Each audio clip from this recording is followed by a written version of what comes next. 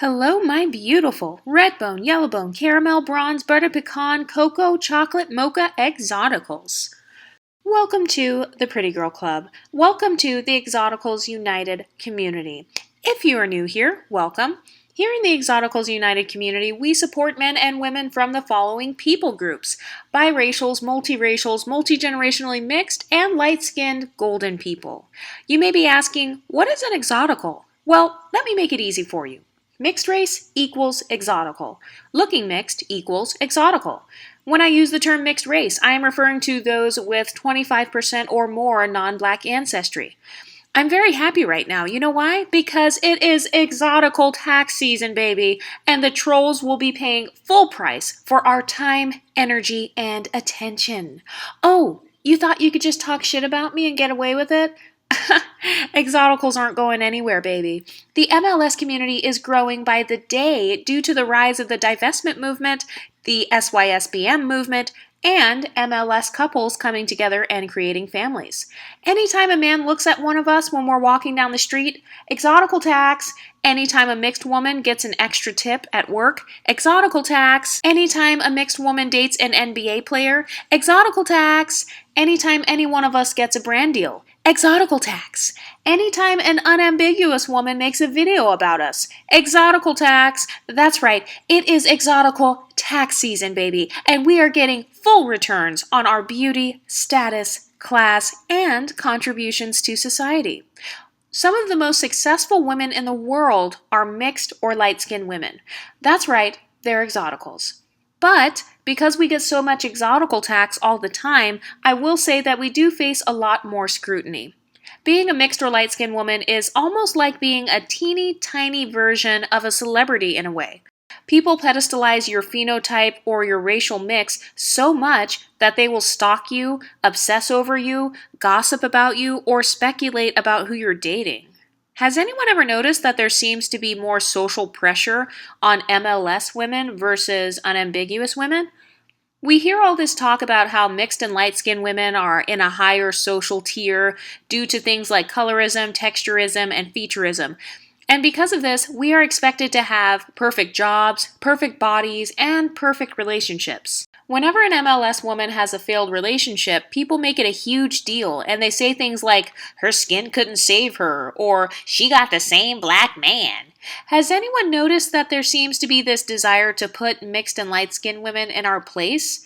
It's as if they're trying to level the playing field because they think we have a higher social status than them. It's almost as if other women are upset because they feel like we're getting more clout and attention than them. I call it exotical tax, but I digress. Has anyone noticed that when we have failed relationships, they remind us that we're not that special? So which one is it? Either we're not that special and colorism, texturism, and featureism don't help us, or we are special and they feel the need to put us in our place in order to soothe their own low self-esteem.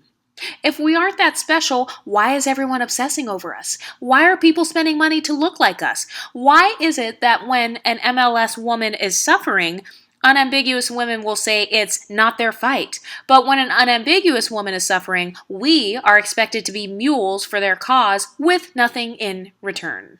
I've noticed that there seems to be this stereotype that if you're mixed or light-skinned, you have to be pretty all the time with perfect skin, a perfect body, perfect job, and a perfect relationship.